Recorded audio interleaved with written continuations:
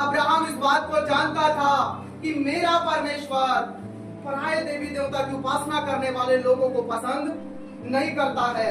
इसीलिए अब्राहम ने अपने सेवक को बुलाकर कहा कि तू मेरे बेटे के लिए, इसहाक के लिए, जो अभी जवान हो चुका है, उसके लिए एक कन्या ढूंढ कर लाना, ताकि मैं उसके साथ उसका विवाह कर सकूं। लेकिन ध्यान रहे वो जो स्त्री होनी चाहिए वो मेरे कुटुंब, मेरे परिवार की होनी चाहिए, जो अपने परमेश्वर को जानती हो। एक ऐसी स्त्री तुझे ढूंढ कर लाना है।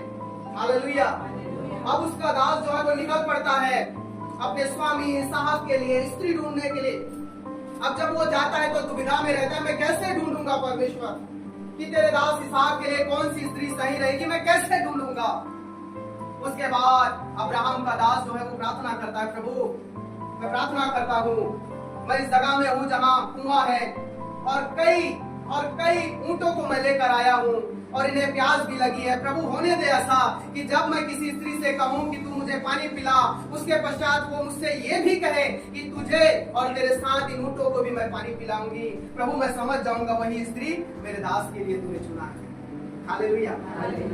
अब वहीं से परमेश्वर की दासी रिबका आ रही थी और अब्राहम के दास ने उससे कहा कि हे स्त्री तू मुझे जल पिला। और रिबका ने कहा हे मेरे प्रभु ऐसा नहीं, मैं तेरे साथ इन ऊंटों को भी क्या पिलाऊंगी, जल पिलाऊंगी, पानी पिलाऊंगी। और बाइबल के विद्वान लोग कहते हैं इतने सारे ऊंटों को पानी पिलाना बहुत कठिन रहा होगा। और जो कुआं था वो कोई मामूली कुआं नहीं था कि रस्सी डाला निकाला और फिर पिला दिया। वो कुआं सीढ़ियों वाला था। कैसा था? सीढ़ियों वाला था। यानी जब कोई व्यक्ति पानी लेने के लिए जा रहा है तो वो मटकी लेगा और फिर सीढ़ियों से नीचे उतरते उतरते वो गहराइयों में उतरेगा, वहां से पानी भरेगा और फिर सीढ़ियों से ऊपर चढ़ते चढ़ते वो ऊपर आएगा। इस प्रकार से वो बहुत गहरा था। पता है परमेश्वर का वो जो जन था, अब्राहम का जो दास था, वो कह रहा था प्रभु अपने दास के लिए एक मेहनती लड़की देना। हालेलुया। मैं उस विषय में नहीं जाऊंगा। उसके बाद रिबका ने सब ऊंटों को पानी पिलाया। और आप जानते होंगे ऊंट कितना पानी पीता है, भयंकर पानी पीता है, इसलिए रेगिस्तान में भी जिंदा रहता है। हालेलुया। और वो स्त्री सबको पानी पिलाती है और पिलाने के बाद वो जो अब्राहम का दास था वो खुश हो गया और उसने उन्हें सोने की कंगन दी, सोने के जेवरात दिया। और जेवरात देने के बाद उसने उससे पूछा क्या कोई ठहरने का जगह है। उस स्त्री ने, रिबका ने कहा हाँ स्वामी हमारे यहाँ है, अगर आप चाहे तो रह सकते हैं। वो उसे अपने घर लेकर आती है और वहां ये पता चलता है कि जिस घर में मैं आया हूँ वो घर तो मेरे स्वामी अब्राहम का परिवार है। और ये सुनकर वो जो दास था जो भेजा गया था बहुत खुश हुआ और दंडवत करके परमेश्वर को धन्यवाद दिया। और उसने अब्राहम के उसके भाइयों से कहा कि मुझे इस कारणवश मैं आया हूँ तेरे भाई अब्राहम के बेटे के लिए स्त्री ढूंढने के लिए। और मैं इस प्रकार से मैंने प्रार्थना की और इस स्त्री ने सबको जल पिलाया है। अगर तू कहे तो मैं इस स्त्री को अपने स्वामी इसहाक के लिए ले जाना चाहता हूँ। हालेलुया। पर घर वाले उन्होंने कहा हम 10 दिन तक कम से कम हमारी बहन को हमारे साथ रखेंगे। अगर परमेश्वर की इच्छा जरूर आपके साथ जाएगी, लेकिन 10 दिन तक इसे हमारे साथ रखेंगे। उसने कहा नहीं, परमेश्वर का काम है, विलंब मत करो, मुझे जाने दो। तब उन्होंने कहा कि हम अपनी बहन से रिबका से पूछेंगे, अगर वो आ जाएगी तो हम इसे भेज देंगे। और वो रिबका के पास आती है और उसने कहा क्या तू इस पुरुष के साथ जाएगी? और उस स्त्री ने क्या कहा 58 वचन में, हाँ मैं जाऊंगी। हालेलुया। आज मैं प्रार्थना के बाद सो रहा था और जब सो रहा था तो एक आत्मिक अगुवे है मेरे, वो मेरे स्वप्न में आए और उन्होंने मुझसे कहा कि 3rd टेम्पल बनाया जा रहा है। उन्होंने मुझसे कहा कि 3रा मंदिर बनाया जा रहा है, यीशु मसीह आने वाला है। हालेलुया। मैं आपसे बड़ी गंभीरता पूर्वक ये कहना चाहता हूँ, मेरे आत्मिक अगुवे ने मुझसे कहा कि 3rd टेम्पल बनाया जा रहा है। मैं स्वप्न देख रहा था, उन्होंने मुझसे कहा 3rd टेम्पल बनाया जा रहा है, 3रा मंदिर बनाया जा रहा है, यीशु मसीह आने वाला है। हालेलुया। यीशु मसीह आने वाला है। और जब मैं उठा और मैंने घड़ी देखा 3:30 बजा था, मैंने दुआएं की, उसके बाद सो गया। जब सुबह उठा तो एक ख्याल मेरे मन में आया, एक शब्द मेरे मन में आया, मेरे कानों में एक शब्द गूंजने लगा और वो शब्द था दुल्हन। वो शब्द क्या था? हालेलुया। पता है जब बाइबल में कोई कन्या शब्द आया, स्त्री शब्द आया है, वो या तो इजरायली लोगों को दर्शाया गया है या फिर कलीसिया को बताया। हालेलुया। यहाँ पर रिबका नाम एक कहा गया, उसके बाद दूसरा वचन जब पढ़ेंगे वहां पर कौन सा शब्द है? बनिया। हालेलुया।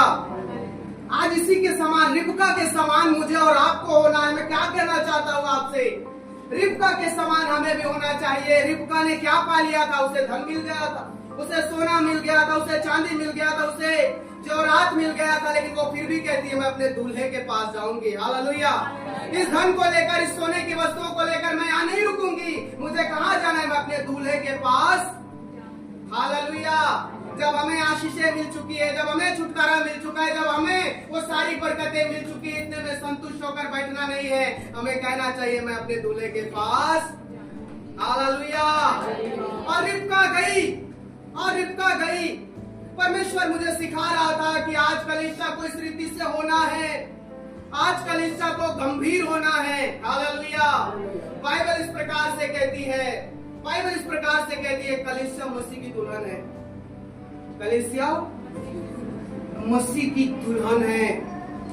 कलीसिया मसीह की दुल्हन है। और यशायाह में लिखा है, मैं अपने लोगों के लिए दूल्हे के समान हर्षित होऊंगा। हालेलुया। और पता है एक दुल्हन क्या करती है? एक दुल्हन क्या करती है? वो अपने आप को संवारती है, वो अपने आप को सजाती है। किसके लिए? एकमात्र अपने दूल्हे के लिए, कि जब मेरा दूल्हा आएगा, मेरा जीवन साथी आएगा, मेरा हमसफर आएगा, वो मुझे लेकर चला जाएगा। हालेलुया। एक दुल्हन अपने आप को क्या करती है? वो सजाती है, वो संवारती है, कई विभिन्न चीजों से अपने आप को वो संवारती है। आजकल मेकअप का जमाना है। आजकल जब शादियां होती है, एक हफ्ते पहले से दुल्हन अपने आप को क्या करती है? हाँ, अपने आप को एक दुल्हन क्या करती रहती है? सजाती रहती है, संवारती रहती है। क्यों? क्योंकि उसे इंतजार है किसी का। हालेलुया। और वो चाहती है जब मेरा हमसफर मुझे देखे तो वो क्या हो जाए? वो प्रसन्न हो जाए, वो खुश हो जाए। हालेलुया। क्या हमारी इच्छा ये नहीं होनी चाहिए कि हम अपने आप को इतना संवारे, इतना सुधारे, इतना सजाएं कि जब हमारा आत्मिक दूल्हा हमें दिखे वो खुश हो जाए। हालेलुया। वो खुश हो जाए। क्या हम उसे खुश करने के लिए अपने आप को सजा रहे हैं? हालेलुया। मैंने पिछले दिनों में एक न्यूज पढ़ा और उस न्यूज में लिखा हुआ था, एक नवीली दुल्हन ब्यूटी पार्लर से कुछ बहनों को बुलाती है और वो कहती है आपको मेरा मेकअप करना है, मुझे सजाना है। तब वो ब्यूटी पार्लर वाली बहन ने उनसे कहा कि हमारे पास कुछ नए चीजें आई है, कुछ नए मेकअप का सामान आया है जो अभी क्या हुआ है, लॉन्च हुआ है। क्यों ना आपके ऊपर इसे ट्राई किया जाए। ऐसा करके उन ब्यूटी पार्लर वाली बहन ने उन दुल्हन से कहा। तो दुल्हन तो बड़ी खुश हो गई, नई चीजें आई है और मेरे ऊपर टेस्ट किया जा रहा है, करो करके। वो बैठी, उसके ऊपर वो चीजें लगाया गया, वो पाउडर उसके चेहरे पे लगाया गया और जैसे ही दूल्हे बारात पर लेकर उसके घर के पास आया, दूल्हा क्या देखता है कि उस दुल्हन का शकल खराब हो चुका था। उस दुल्हन का शकल जल चुका था। उसने इतना केमिकल उस पाउडर में था, इतना केमिकल उस मेकअप के सामान में था कि उस दुल्हन का जो है वो शकल क्या हो गया था, खराब हो चुका था। और मुझे पढ़कर बुरा लगा। वो दूल्हा उसी वक्त शादी के मंडप से उठकर भाग गया। हालेलुया। ये संसार की रियल घटना है, लेकिन सोचिए, अपने आप को उस दुल्हन के जगह में रखिए और उस दूल्हे के जगह में अपने प्रभु को रखिए। सोचिए जब एक दिन यीशु मसीह आपको और मुझे लेने के लिए आएगा और वो हमारी जिंदगी को बर्बाद देखेगा, जब हमारी जिंदगी को उजड़ा हुआ देखेगा, जब हमारी जिंदगी को अशुद्धताओं में पड़ा हुआ देखेगा, तब मेरा और आपका दूल्हा क्या करेगा? क्या वही नहीं करेगा जो वो दूल्हा करके गया? हालेलुया। यही तो आज हो रही है। अधिकतर कलीसियाएं अपने आप को, अपने बाहरी रूप को सजाने में लगी हुई है। यीशु मसीह ने कहा, तुम क्यों अपने आप को कब्रों के समान सजाते हो, संवारते हो? क्या ये नहीं चाहिए था कि तुम जितना बाहर को संवार रहे हो उतना अपने अंदर को भी संवारते? हालेलुया। यीशु मसीह ने शास्त्री और फरीसियों से कहा कि जैसा तुम बर्तन को ऊपर से मांजते हो, क्या तुम्हें नहीं चाहिए था कि अंदर से भी मांजते? हालेलुया। मेरे भाइयों मेरी बहनों, हम अपने आप को कैसे सजा रहे हैं?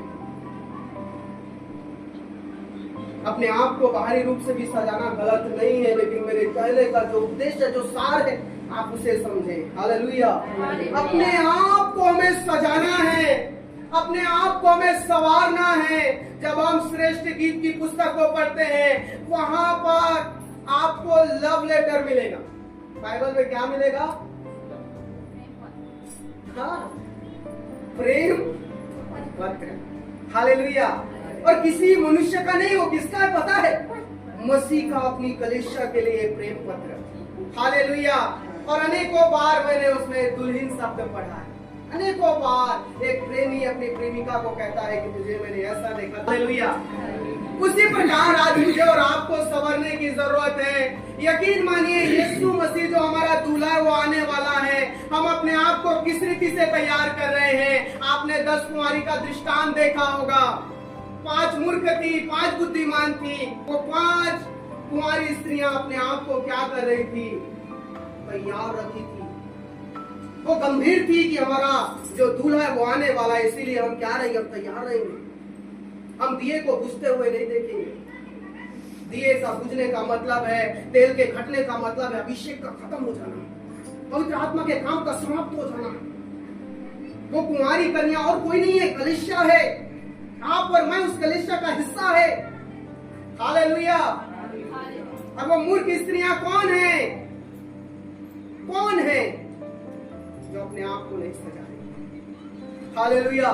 जिसने अपने आप को तैयार नहीं किया है, वो सब उसी कैटेगरी में जाती है। हालेलुया। आज मेरा और आपका जीवन कैसा है? आज मैंने और आपको अपने आप को किस जगह पे खड़ा किया है? हमारा दूल्हा आने वाला है, क्या हम अपने आप को तैयार कर रहे हैं? क्या हम अपने यीशु के लिए जी रहे हैं? क्या हम अपने दूल्हे को खुश करने के लिए अपनी जिंदगी को जी रहे हैं? मेरे खुदा के अजीज लोगों, मैं आपसे कहना चाहता हूँ, दुनियावी चीजों को हमें छोड़ने की जरूरत है। छोड़िए सारी चीजों को, क्योंकि एक दिन ये सभी चीजें हमें छोड़ना ही पड़ेगा। हम किसको खुश करना चाहते हैं? किसको खुश करना चाहते हैं? अपने आप को। इसलिए अच्छा खाते, अच्छा पहनते। अपने परिवार के लोगों को, इसलिए हम उनके सामने अच्छा दिखाने का प्रयास करते हैं। अपने समाज के लोगों के सामने हम अपने आप को अच्छा प्रेजेंट करते हैं। लेकिन 1 मिनट के लिए सोचिए, क्या मैं उस यीशु की दृष्टि में अच्छा हूं? हालेलुया। क्या मैं उस यीशु की दृष्टि में अच्छा हूं? हालेलुया। और मैं बाइबल पढ़ रहा था, प्रभु यीशु मसीह को छोड़कर भी एक व्यक्ति को महान कहा गया। पास्टर कुंदन जी ने कहा कि प्रभु के महान दास, मैं उस योग्य नहीं हो सकता। बाइबल में एक व्यक्ति है जिसको महान कहा गया, आपको पता है उसका क्या नाम था? हाँ, क्या नाम था उसका? उसका नाम था यूहन्ना बपतिस्मा देने वाला। जकरिया जब मंदिर से, तब स्वर्गदूत ने उससे क्या कहा कि तेरी पत्नी गर्भवती होगी, हाँ, और एक बेटा होगा, और वो परमेश्वर की दृष्टि में महान होगा। हालेलुया। वो परमेश्वर की दृष्टि में महान होगा। मैं और आप किसकी दृष्टि में महान बन रहे हैं? मैं और आप किसको दिखाने के लिए काम कर रहे हैं? मेरे खुदा के अजीज लोगों, नूह जब इस दुनिया में था ना, वो लोगों को दिखाने के लिए काम नहीं करता था। ये नहीं है कि मैं 5 मिनट प्रार्थना करूंगी, थोड़ा सा कलीसिया चली जाऊंगी, महीना में 1-2 बार मेरा पास्टर मुझे देखेगा और अच्छा विश्वासी समझेगा। ऐसा जीवन हमारा नहीं होना चाहिए। शास्त्री फरोशी को यीशु मसीह ने पता है क्या कहा?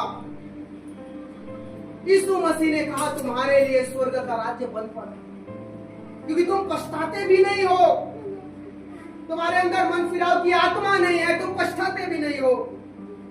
पता है, दिखावटी लोगों के लिए स्वर्ग में कोई जगह नहीं है। मेरे खुदा की अजीज,